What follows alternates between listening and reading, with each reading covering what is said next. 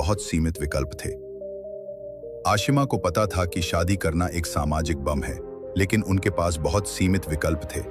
भारत में बाल विवाह अपराध है, लेकिन कुछ राज्यों में ऐसे मामले पाए जाते हैं जिनमें सामाजिक परंपराओं के आधार पर विवाह को बाद में निरस्त करने की छूट मिलती है।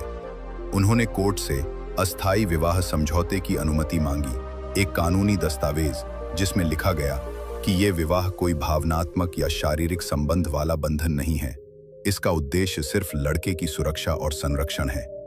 18 वर्ष की उम्र पूरी होते ही लड़के को अपना निर्णय लेने की स्वतंत्रता होगी। ये सुनते ही कोर्ट में सन्नाटा छा गया। एक रात में बदली किस्मत। शादी के अगले ही दिन एसपी आशिमा ने तुरंत कार्रवाई की। पूरे बाल तस्करी रैकेट पर छापे पड़े, दर्जनों बच्चों को बचाया गया और कई रसूखदार लोग गिरफ्तार हुए। आर्यन को एसपी ऑफिस में ही रखा गया बतौर संरक्षित नागरिक। वो स्कूल जाता रहा, पढ़ाई करता रहा और अब उस पर किसी भी गिरोह की नजर नहीं थी। समाज की सोच और एसपी की आलोचना। हालांकि मामला कोर्ट में था, लेकिन समाज में बहस छिड़ गई। कुछ लोग बोले एसपी साहिबा ने जो किया वो कानून का मजाक है, जबकि कुछ ने कहा अगर कोई अफसर अपनी छवि, पद और नौकरी दांव पर लगाकर एक बच्चे की जान बचा सकता है तो हमें गर्व होना चाहिए। शांग 4 साल बाद आश्चर्यजनक मोड़। समय बीतता गया। आर्यन ने बोर्ड परीक्षा में टॉप किया, फिर एनडीए की तैयारी शुरू की। एसपी आशिमा तब भी रुद्रपुर से बाहर ट्रांसफर हो चुकी थी।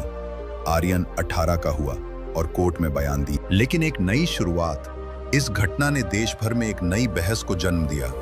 क्या कभी कभी इंसानियत कानून से ऊपर होती है? एसपी आशिमा पर कभी कोई आरोप नहीं लगा, बल्कि उन्हें मानवाधिकार संगठन की ओर से विशेष सम्मान मिला। आर्यन एनडीए से पास होकर सेना में अधिकारी बना और एक दिन उसने एक इंटरव्यू में कहा, मैं सिर्फ एक बच्चा था जिसे कोई नहीं जानता था, लेकिन एक महिला ने मुझे अपना नाम, अपनी सुरक्षा और अपना हौसला दिया। यही असली शादी थी, इंसानियत से इंसानियत की, कहानी से सीख। कभी कभी कोई एक निर्णय समाज को झकझोर देता है, पर वो निर्णय अगर किसी की जिंदगी बचा सकता है तो वही सही है।